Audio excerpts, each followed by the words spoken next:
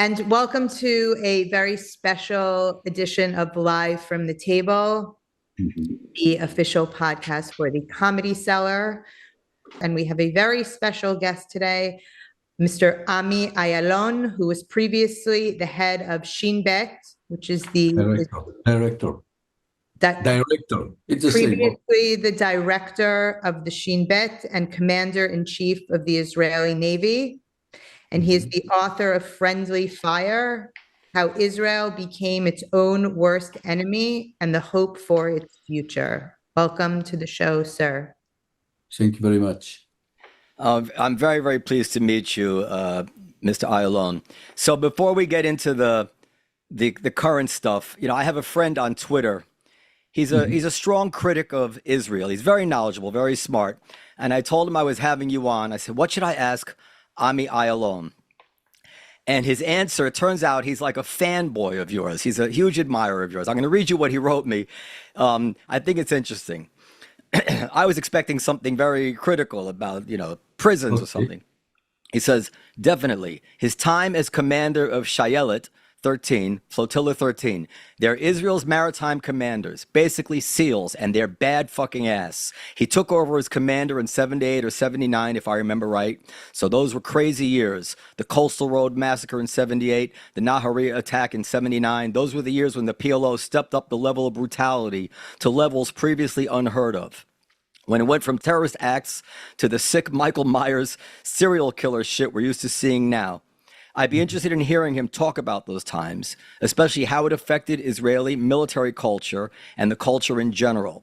He was probably also involved with the 73 Lebanon raid, Flotilla 13, and others pulled off as part of the retaliation from Munich.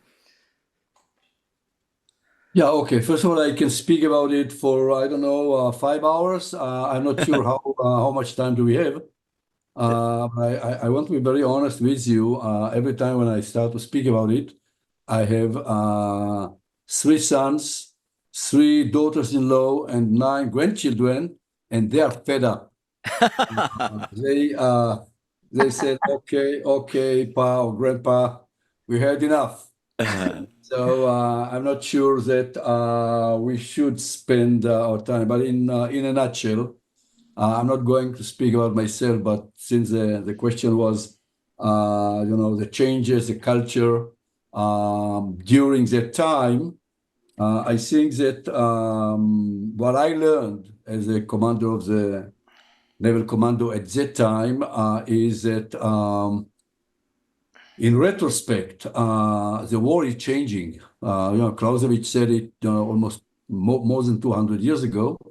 But yes, there was when I joined the Navy as a young warrior and later young naval officer, everything was very clear. The reality was painted in white and black. We were the good guys, enemy was the bad guys, and all what we had to do is to kill the bad guys to defend the good guys. We fought against states and armies, navies. During the late 70s and 80s, and even today, the war is changing every day. And today we are not fighting against states, against armies. The war on terror is totally different. And one of the places in which you see the difference is that there is no military decision in the battlefield. It is very relevant, by the way, to what we see today in Gaza or everywhere. What you saw in Afghanistan, in Iraq, the idea, political leaders are sending us in order to achieve military decision and to defeat the enemy, and then, to go back with, a major victory. It's over. And I remember it because, every month, several times, we penetrated into, command centers of Hamas terror organizations in Gaza, or sometimes in Syria. and we, we did what we had to do.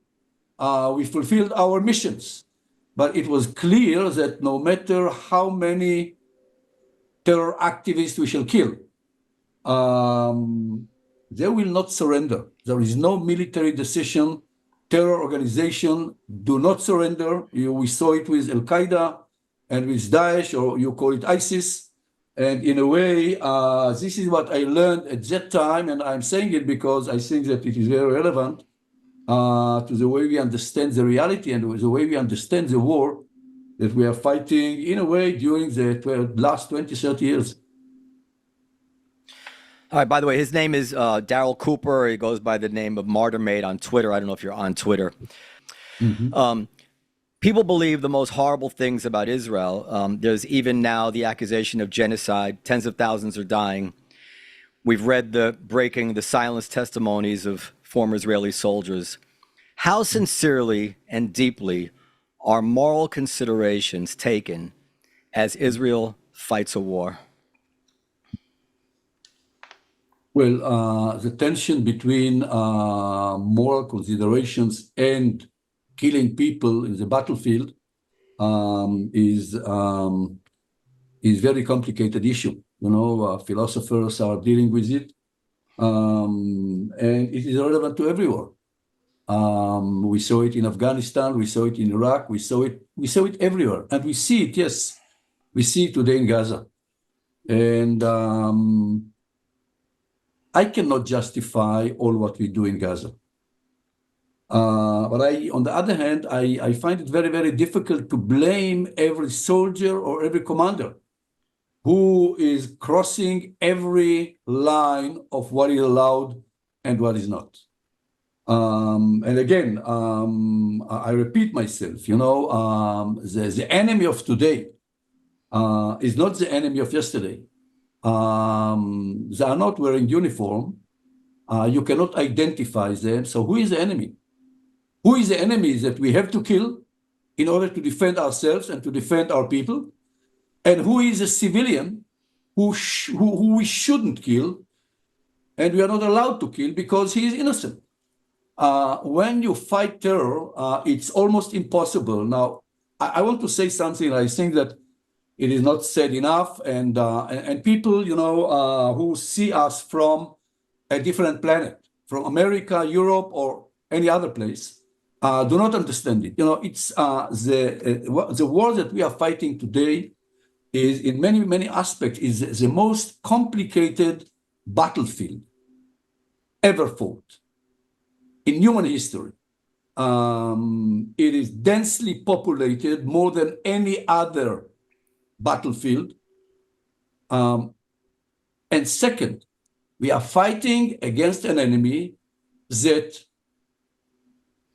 in his former strategy, he is using his people as human shield. And the best example is, Hamas during the last 10, 15 years, they digged and they built the largest shelter in the world, the underground Gaza. There is no entry to any civilian. They could defend hundreds of thousands of people, of the innocent people who are living in Gaza. But the innocent people who are living in Gaza, they cannot enter to these tunnels. Only Hamas commanders and Hamas terror activists. So it's unbelievable. How can you fight? How can you defeat an enemy that he is saying, by the way, you just have to go to read in Azadin al-Qassam website. By the way, they translate their ideology or strategy to English, so everybody can do it.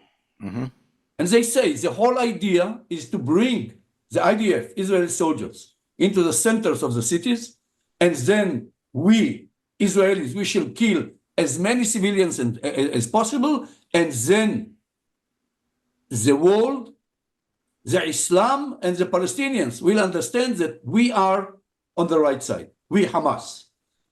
So it is very, very difficult, almost impossible. And yes, in addition, they build their military centers and their military infrastructures in hospitals, in schools. So, and this is why it is so complicated. So again, we are doing many mistakes. If you want me to justify every event, I cannot. But I know how a warrior or a soldier feel when he goes to war, and he see enemy in everybody. Sometimes, it is a civilian. You are sure that he is a civilian, and the day later, he's shooting your friend. In a nutshell, what I say, the responsibility is on the shoulders of our political leaders. And I want to say something about it, because I know that I'm not speaking to Israelis, I'm speaking to people who see it from another planet. I think that the 4 or 5 days after the massacre of Hamas on the 7th of October last year, and I think that people tend to forget what we have been experiencing at that time. But our cabinet had a first meeting, and the decision, of course, was to go to war. But they accepted a decision which is, until today, I cannot understand, I cannot justify. They decided not to discuss the day after. Now, let me tell you something. When you send your soldiers, your people, your youngsters to war without a clear definition of a political goal, it means that you send them to war without a definition of victory. Victory is not measured in military terms. Victory is measured in a very simple language, describing the day after, for which we are fighting. We are killing, or many of us are dying. So once you decide to send your people to war without a definition of victory, without a definition of a political goal, immediately the war becomes the end and not the mean. And the result is that you send your people to war without end. And this is what we see today. Our political leaders send our people to war without an end. So if I have to tell you who is responsible, if I have to tell you who should be blamed, I blame our political leaders, and especially our prime minister. Now, this is, I'm going to ask you to speculate here. If you were to have, I mean, you know these people, if you were to have a private conversation with the members of the war cabinet, and you said to them just what you said to me now, what reason would they give you for not putting a day after plan on the table? In a way, if I understand the question, you are asking me, what would they tell me? Yes. Or what would they tell you, and what's the sincere reason? When you speak to politicians, and it is the same in America, Europe, or in Israel, don't listen to what they say. Try to think what they really mean. I know everybody in Israel know why they did not discuss the day after. Because of political reasons. Because they do not agree on the day after. Until today, many people tend to forget that we do not have a border on our eastern side. When we speak about 67 borders, there are no borders. It's a ceasefire lines. Until today, it was not agreed. Where is our eastern border? And this is, what creates the rifts between the, several tribes of the Israeli people is exactly this. What do we mean when we say West Bank or occupied territories or Judea and Samaria? By the way, it is the same territory. But every term presents totally different ideology. And since they could not agree, so they decided not to discuss it. That's it. Well, then let me ask you in a different way. If you could read minds and you could go individually to the key decision makers, Netanyahu, Gallant, Eisenkot, whoever they are, what do you think privately is their vision of what the day after will look like or should look like? Well, I find it very, very difficult. Psychology department in our family belongs to my wife, and we do not agree on everything. At least during the last 53 years, we have a debate at least once a day. So I believe that the real reason for Netanyahu not to discuss the day later or the day after is in order to survive politically, and in order not to go to jail, because he is on trial now. I'm sorry, sir, but it's just because I accept that. But I'm saying, but he still must know that the day after will come at some point, and he must have some thought as to what he believes it should look like, or does he not even think that far ahead? No, you are speaking about ideology, and most politicians they are selling their ideology in order to survive in power. So I can tell you, I believe that Netanyahu, when he was elected first time, I think that he had in mind, he accepted the concept of two states, and probably he even had a dream that he will be the one who will sign on the peace agreement, making sure that we shall give back as less as possible when we measure Palestinian territory, and to make sure that in spite of the fact that we divide this piece of land between two people, we shall have security. So peace and security was, the idea for Sharon and for Netanyahu at that time.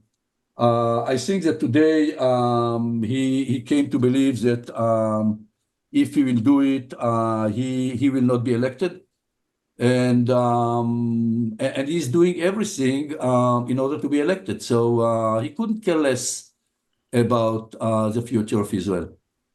And the other people in the war cabinet, do they not have any idea what it should?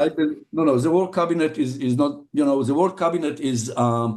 There are several members. They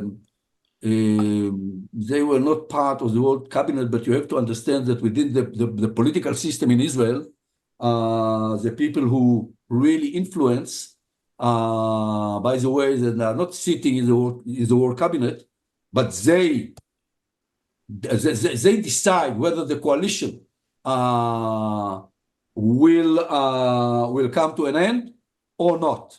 Mm-hmm. So they are religious messianic group who believe that this is a holy land, and we are not allowed to give any square meter to any Gentile. And they are ready to do everything in order to achieve it.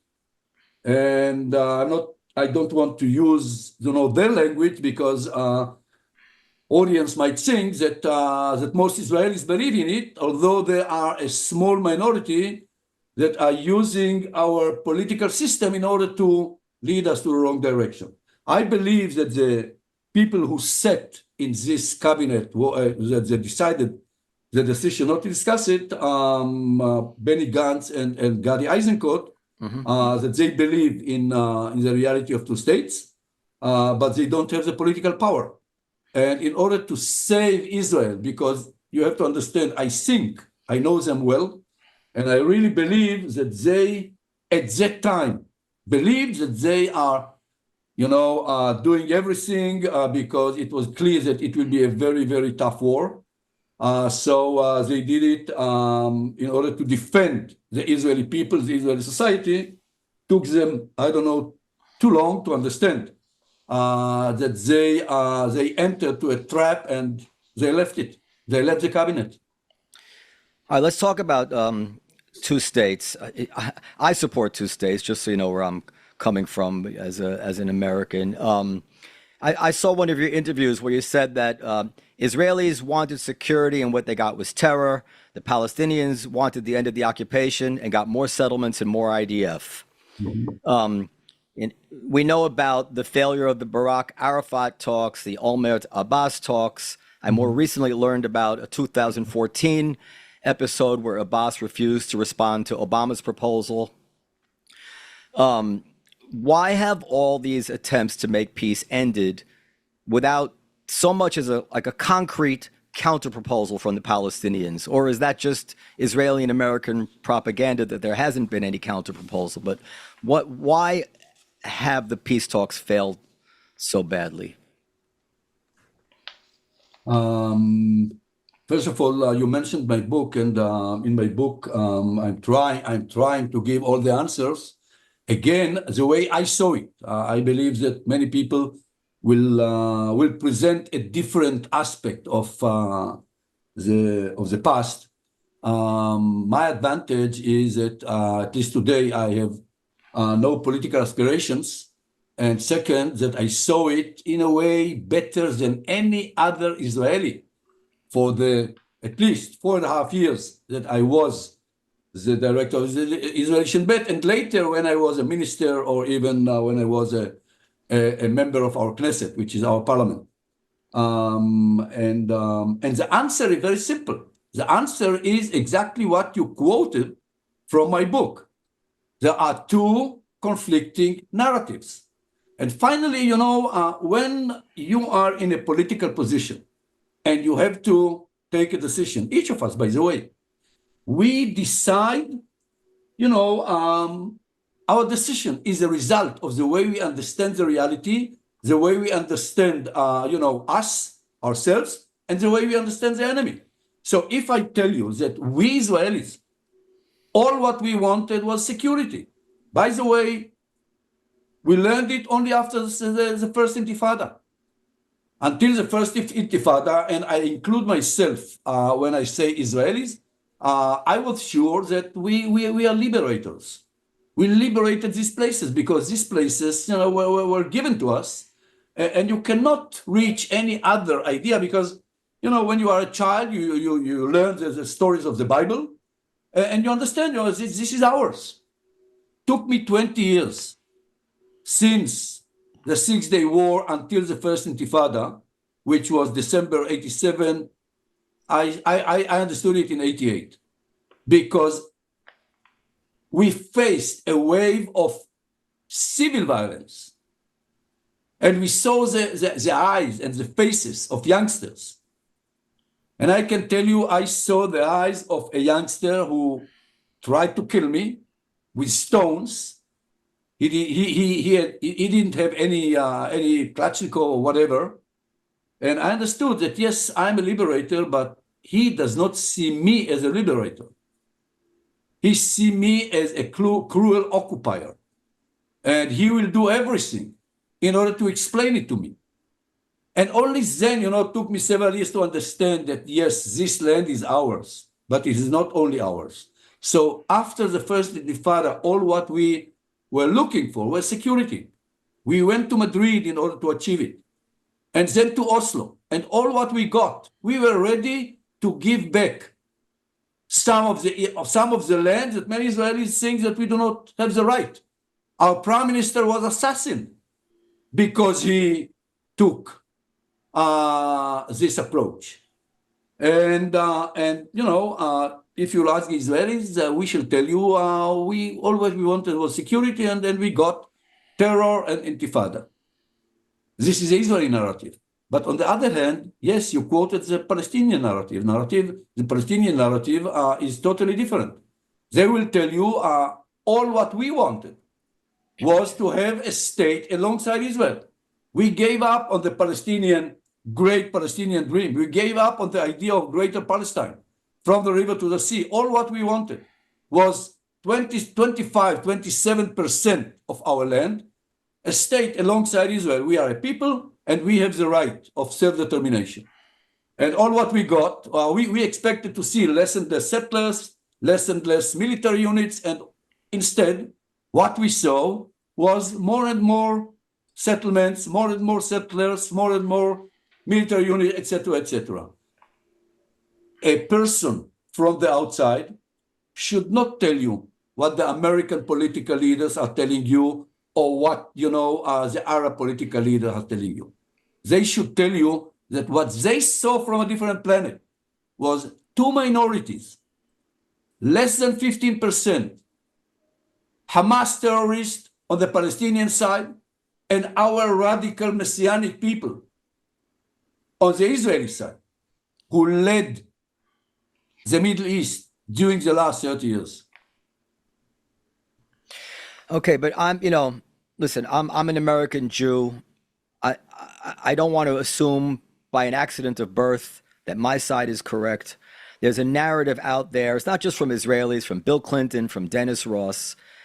And the narrative is that Israel put on the table everything or close to everything that the Palestinians should have wanted or could have wanted if they sincerely wanted to end the conflict. And the narrative says that in the end, when it came down to the 0 hour, the moment of truth, that they walked away from the table without offering even to tell what it is that they would agree to. Is that a false narrative or is that a true narrative? There is no false narrative. I know Dennis Ross. He wrote, the Missing piece, I think. Yeah. Right. No. He wrote the introduction to my book. Sorry. And I met him every time. I was the director of the Shin Bet. And by the way, in his book, he writes that every time when he came to Israel, he went to my office to hear the view of the Israeli Shin Bet.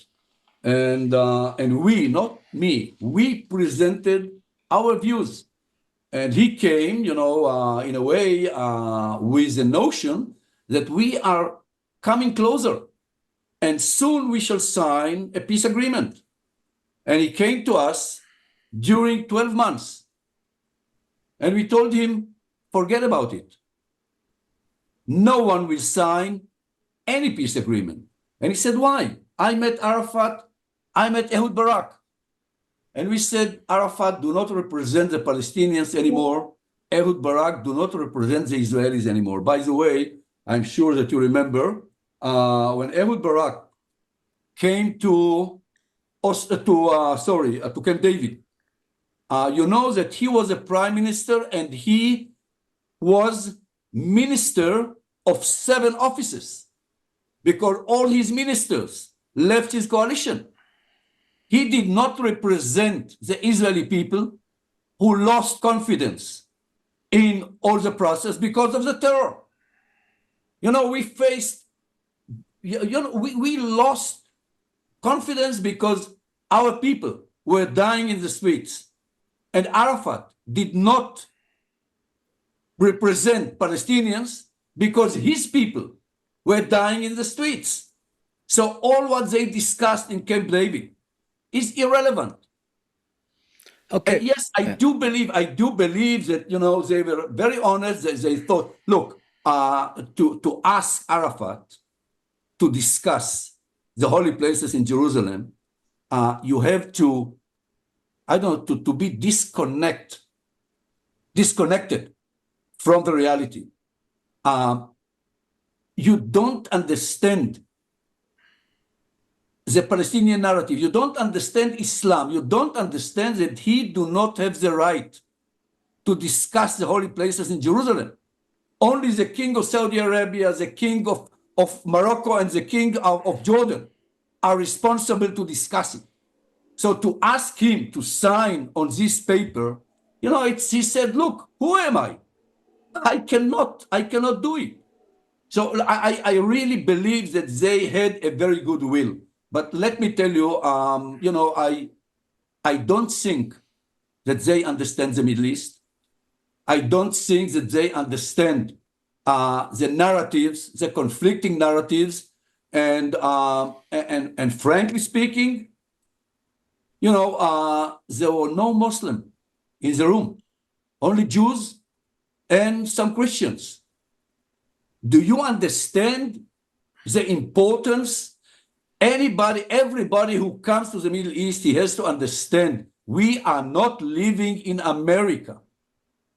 We are living in a place, our written history started more than 4,000 years ago. I have a friend, very good friend.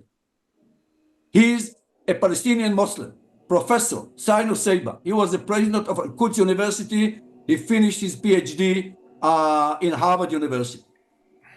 When we met, and we had an initiative, trying to present an achievable framework to peace between Israelis and Palestinians. And when we met, the first question that he asked me was, Ami, tell me something about your history, your past. I said, okay, my parents came from, etc. My father came illegal immigrant. My mother came as a child to study in Jerusalem. He said, no, your family tree. I said, what do you mean family tree? I don't have, any of our generation, all our parents were killed during the Holocaust. I never saw an old person as a child. And I asked him, okay, tell me something about your narrative, your history. And he said, my family tree goes back to the 7th century, the time of Muhammad. My family is the keepers of the key of the Christian Holy Church. Because Christians are fighting each other, there is a Muslim family, Nusayba family. So can I come to him telling him, this is mine and not yours? People do not understand the history. They do not understand the religious history and the religious importance of this conflict. And they think that if they will measure all the factors, they will come to an agreement. It is much more complicated.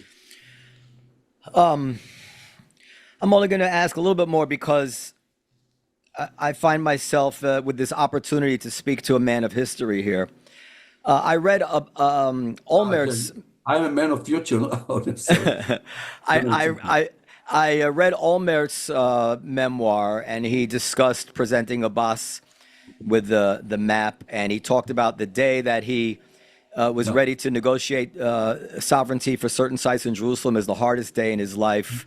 I read there was a little account in the New York Times. In a March meeting with Mr. Abbas in the Oval Office, Mr. Obama tried to sell him, Abbas, on Mr. Kerry's framework. The Palestinian leader, officials said, did not respond, preferring to reiterate his rejection of the Israeli demand that the Palestinians recognize Israel as a Jewish state. The president was skeptical about a deal after that meeting. What I'm trying to get at here, and maybe I just add, is there a critical mass on that side of the table that can not only agree to peace, but can survive agreeing to peace such that they're ready to go forward with it? Or if Abbas were to make peace, would he find himself the victim of a coup? Benny Morris has written recently that until they take out the regime in Iran, there can't be a two-state solution. Is any of that true? Could a different Israeli prime minister have achieved a two-state solution? Could you have achieved a two-state solution if you had been in charge? Well, first of all, let me add some details to your question. Please. The one who assassinated our prime minister was not a Muslim. He was not a Palestinian. He was a Jewish terrorist.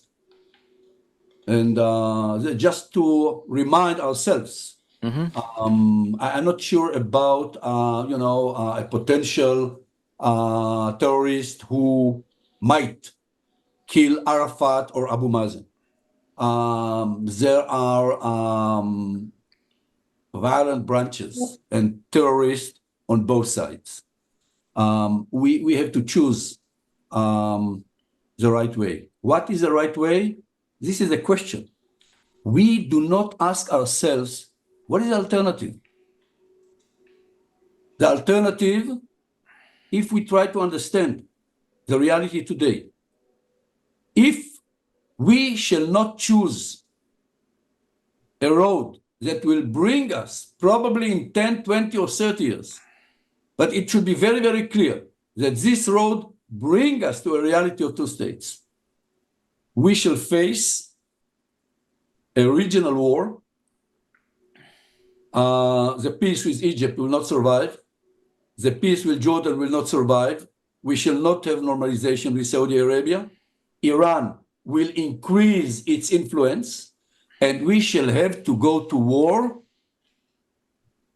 that we shall not be able to win, because the world will not support us the way we behave today, and we shall not be able to keep our identity if we shall try to annex something that we are trying to do now, to annex the West Bank. Even if we shall maintain our military superiority from the Jordan to the sea, we will not be majority. We are 7.2 and they are 7.4 Muslims in this region. And if we are not majority, we do not have the right and we do not have the power to dictate the culture, the language, the calendar, as the way we celebrate our holidays. It will not be a democracy, and we shall lose our Jewish identity as a state. It will be a chaos. We see what is happening now in Lebanon, and we see what happened, I don't know, several years ago in Egypt. This will be the Middle East. So the other option will be very, very difficult. Yes, we shall have, terrorists, and we shall have, opposition, and we shall have enemies on both sides. But if we shall believe that it is achievable, 75-80% of the Jews in Israel, I'm saying it because, of course, our Muslim population, our Palestinians, will support it by 100%. So 75 or 80% of the Israelis will support it. 75 or 80% of the Palestinians will support it. We saw it during the 90s. And our mistake was that we were not able to face our terrorists. We were not able to stop our settlements, and they were not able to stop and to fight their terrorists. Both sides, both majorities, 75, 80% surrender to the both minorities who led the Middle East. By the way, they are still doing it. Boy, you're describing a very, very upsetting picture because, to my mind, because you're hopeful that there's some way that Israel, through more humane policies, can reach these people. More pragmatic, not more humane, more pragmatic policy. Okay, pragmatic. Can win them over in some way. But from the other side of the table, if I were Hamas or somebody who never wanted peace with Israel, and there's a lot of those people, I would say, listen to him. He's giving us the roadmap of how we win. All we need to do is dig in. And Ayalon has said, in 30 years, we win. No. By the way, if you ask them, they will tell you that their victory will be achieved in 2027. It's you have to understand. Hamas. Hamas won this battle. In his eyes, he won this battle because what he wants is to achieve the support within the Palestinian society. Now, when he started this war, the support for Hamas was around 30% of the people. Today, 80%, 75, 80% of the Palestinians and Arab states and Muslim world support Hamas. So their achievement is double. First of all, they got the support of their people. Second, it is clear to all the world that nothing will be achieved without putting the Palestinian conflict on the table. By the way, something that was not on the international table during the last 15 years. This was the achievement of our prime minister. He told everybody, Abraham Accord and everybody, we can achieve peace without the Palestinians. And everybody was very happy. But I said, look, I'm really very, very happy every time when we sign a peace agreement. But unless we shall solve the Palestinian conflict, we shall not have security and we shall not have democracy. And this is why I'm very sad, but I'm not surprised. But let me tell you why Hamas won this battle, but created all the circumstances for us to defeat him in the war. Because you just have to read what Sheikh Yassin said in 1997. In 1997, he was interviewed by a person in Palestinian Muslimah, and he described how Hamas will achieve the victory in 2027. So the interviewer asked him, okay, so what are you afraid of? He said, I'm afraid of only from a reality in which the Palestinians will believe to the Israelis that the Israelis will give us a Palestinian state alongside Israel. Because if Palestinians will believe, they will not support Hamas, who is not ready to divide this piece of land. If they will not support Hamas, Hamas will not be able to play any major role on the political or military arena within the Palestinian society.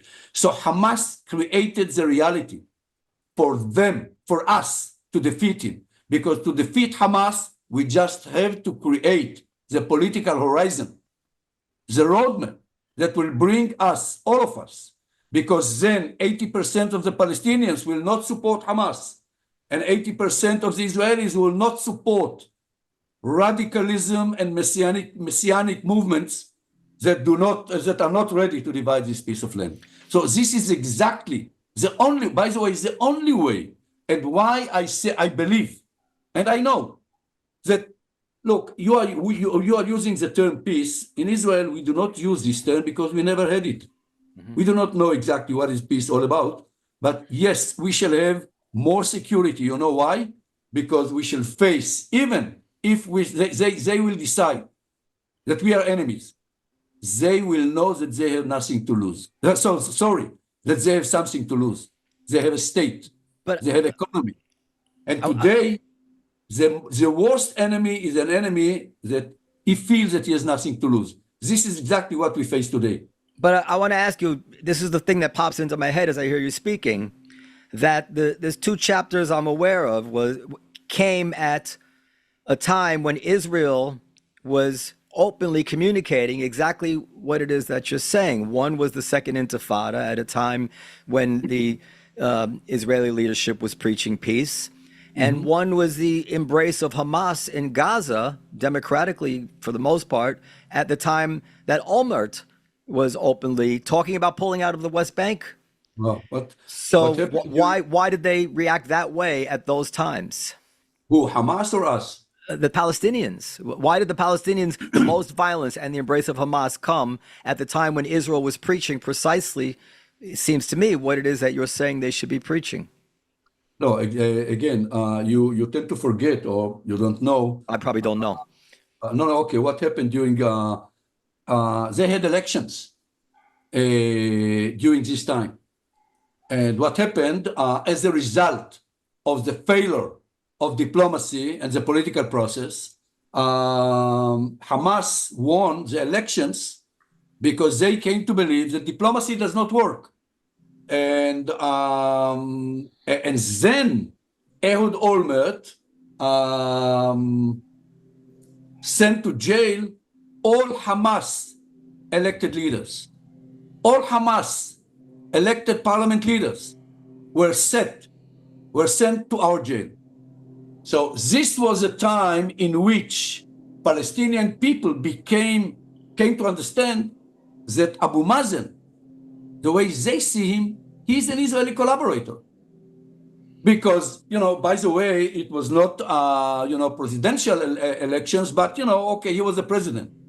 So then they decided that, Fatah became or stopped being, freedom fighters, and they are just Israeli collaborators, and they will do everything, to maintain, the corruption, etc., etc., etc. This was the way Palestinians saw it.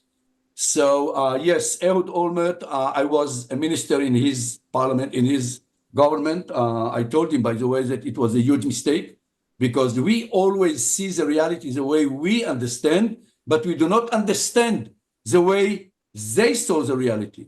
And it was a major, major step to transforming Hamas to the liberator, Palestinian liberator, and Abu Mazen and Fatah to Israeli collaborators. By the way, he really wanted to achieve agreement. We don't call it past, but I have to explain you, Abu Mazen did not give him any answer because it was obvious when he sent him his proposal that he will be in jail.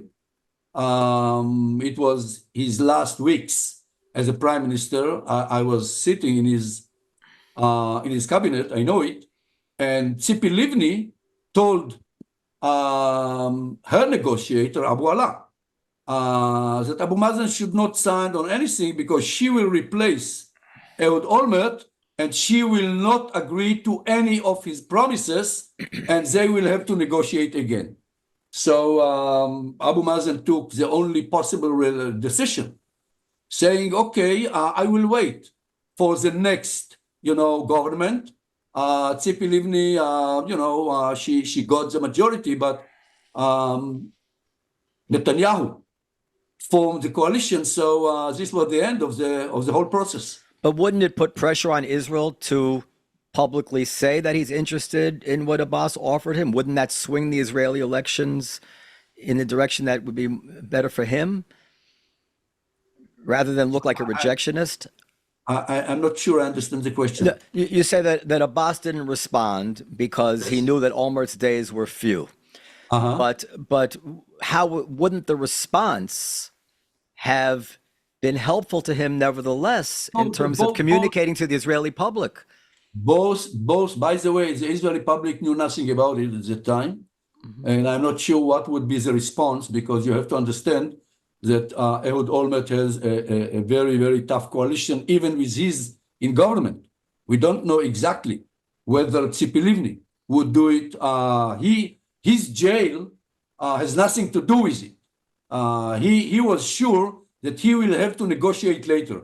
But I'm not trying to defend any of them. All what I'm telling you, both of them were politicians. And political leaders, they have to be elected. So sometimes they have to sacrifice something in order to be elected. I'm not sure whether he could do it at that time publicly because Palestinians believed that there is no one to talk with, nothing to talk about, exactly as Israelis used to believe the same. Nobody to talk with and nothing to talk about. So we're going to run out of time. So I'll ask you one quick follow-up and then two very short ones. And then I want to honor my time. And what about the second intifada? Why did those peace negotiations, why were they answered with basically a slow rolling version of October 7th, No, Ehud Olmert was after the second intifada. No, I'm saying I'm going back now to the first chapter. Why did the Palestinians respond to what seemed to be the second intifada was a result of Camp David. By the way, you can read it in my book. You can read it in many American books. Dennis Ross as well. They came to believe their narrative that peace is not achievable by diplomacy, and we blame Arafat and the Palestinian terror, but they blame, Ehud Barak said when he was blamed by our people from the right that he is selling Israel to our enemies, He said, I built more settlements than Netanyahu. What do you want from me? Now, he said it, Palestinians were listening. So what do you think they understood? I met their people at that time, Jibril Rajoub and Muhammad Ahlan. They told me, are you talking, you are promising, you, the head of the Shin Bet, you are telling us that if we shall, cooperate on the security, we shall have horizon of a Palestinian state. And we hear your prime minister every time. And he's very proud because he's building more settlements and sending more military troops. So we do not understand, let me tell you something. I read a very, very important book, Retrospect, that was published by former defense minister, American defense minister, McNamara.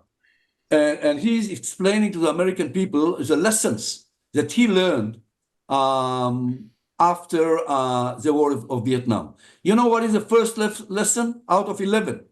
By the way, it was later a movie, The Fog of War, that won the Oscar as a documentary. The first lesson, he said, empathy. We did not understand our enemy. We did not understand the Vietnamese. The domino effect, domino theory, we believe that if we shall lose, Soviet Union will win. We did not understand that they hated the Russians. They hated the Chinese. All what they were, they did not see themselves as communists. All what they wanted is freedom. After, occupation of France and later America, we did not understand. This is the major mistake that all of us are doing. We do not understand the enemy. We understand only ourselves. And vice versa, correct? And vice versa. And vice versa. They probably don't understand the Israelis. Yeah. Of course. Yeah. Exactly. And this is why it's so important that the mediator will not support one side. The mediator should see it from a different planet. And the mediator should understand all the sensitives of the narratives, the religious aspect, and everything. And you should once ask the people who try to mediate whether they really did understand all these complexities. Well, I've for a long time felt that as I've heard the story, that I just couldn't understand why at some point Arafat or Abbas didn't say yes or indicate a yes, but after hearing you, I'm going to think deeply about it. I really want to understand. I feel like if there was a Palestinian Sadat, everything would turn 180 degrees overnight, but I know that you know much more about this than I do. Okay, two quick questions. Haviv Retigor has written that the policy of containing and stabilizing Hamas, the so-called propping up Hamas, began with Olmert and has been continued throughout virtually every Israeli administration. Tell us your view of that policy, its history, and what a better alternative would have been rather than allowing all that Qatari money. It's totally wrong and not correct. And I wonder, I don't know the person who wrote it, but it was, I'm not, it's fake. Okay. Ehud Olmert, first of all, he did believe, I think that it was a mistake, that we can defeat Hamas by the use of military power. And it is a mistake. But he did not accept, co-opting Hamas or whatever you call it. Second, he really tried to achieve an agreement. You just have to read his book. And I know it because I was very close to him. This, policy of managing the conflict instead of managing the future agreement was changed when he was sent to jail. And it was the creation of Netanyahu. And this is exactly the policies that brought us to the 7th of October. I think that it is a totally wrong policy, and the policy that I think we should take is managing the agreement. look, we shall not have peace with the Palestinians in my daytime. It's okay. My generation will not see it. But it is our duty to decide that this is the right road. It will be difficult. We shall have, obstacles and people who are fighting against us on both sides, not only Palestinians against Israelis, but Jews against the Israeli government and Palestinians against the Palestinian government. But they are minorities. And the idea is a policy. So we should start from the end, declaring that in 10, 20, 30, or 40 years, we shall create a reality of two states, and then to go boycott and to start to think what are the steps that we lead us there.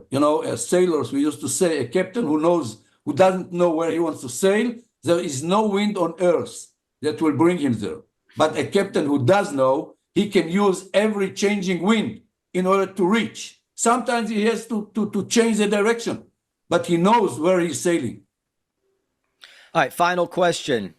There was a headline in Haaretz that is getting a lot of amplification from Israel critics. IDF ordered Hannibal directive on October 7th to prevent Hamas taking soldiers captives. Can you tell us what this is all about? How significant is it? How often is it used? And what were the consequences on October 7th? Look, I'll say something about it, but I decided, by the way, on the 8th of October, not to discuss military events on the battleground. First of all, because I'm not part of the intelligence community and I'm not sure that I know the details.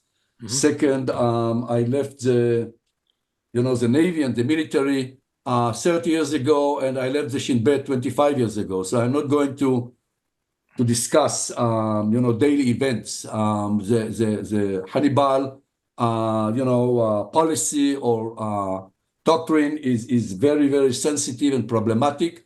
On one hand, we know the price that we shall have to pay if we have our prisoners in their hands.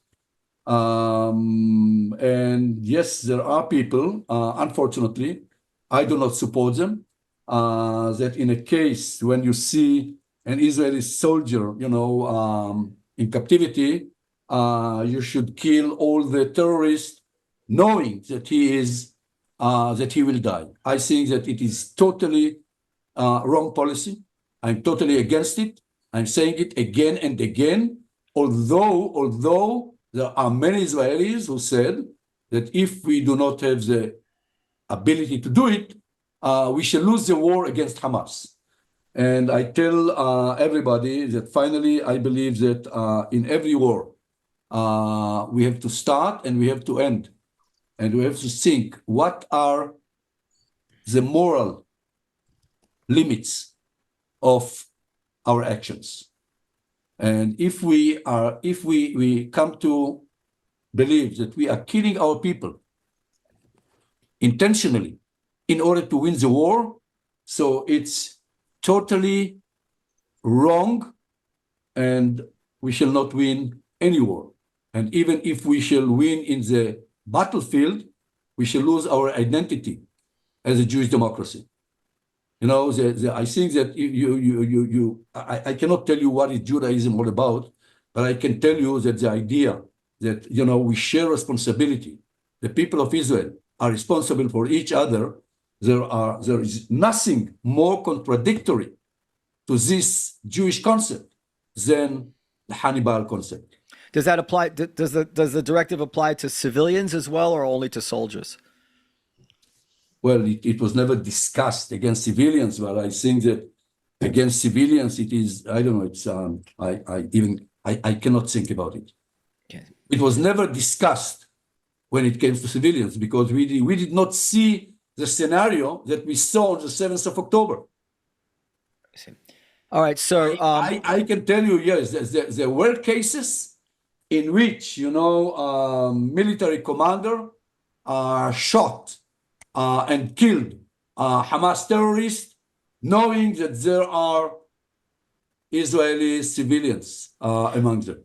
People take it to mean that the civilians or the soldiers are actually targeted by the Israeli army, but what you're describing is that they're just not considered. They go after the terrorists, I guess, hope for the best. Of course. Yes. Yeah. Periel, we have to say goodbye, Periel, but you want to ask a quick question, Periel? I'm gonna ask him if it's okay. Go ahead, Periel.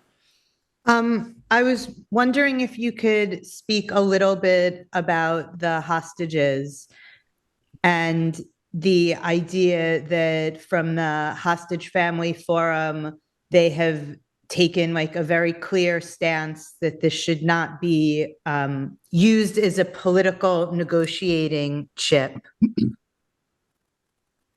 Look, the event of the 7th of October is, the magnitude is I don't know, I cannot describe it, but the concept of hostages, we unfortunately we experienced it during the last, I don't know, 30, 40 years. And it is always becomes political. Because everything, it's when politicians has to decide, there is always opposition and people who support it.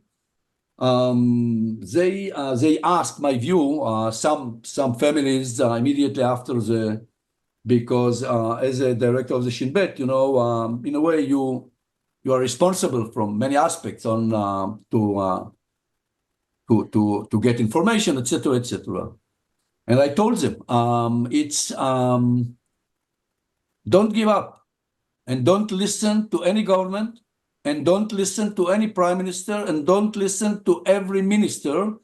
You are the only one who can fight for it and you can win.